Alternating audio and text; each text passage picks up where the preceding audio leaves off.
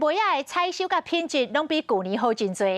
南投信义乡农会今年按算要来收买250吨的梅仔，请这个信义乡的梅仔农会当踊跃甲这个梅仔来送到农会。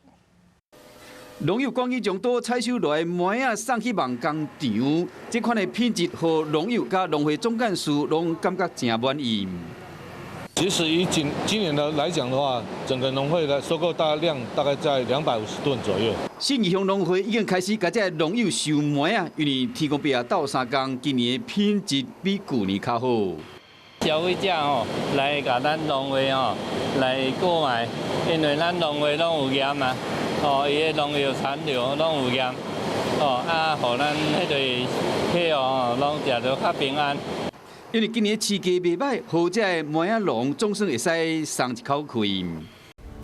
我是陈雅玲，想要跟我一起从零掌握天下事吗？赶紧按下华视新闻 YouTube 频道的订阅按钮，开启小铃铛，跟我一起探讨公共议题，给您最专业的华视新闻。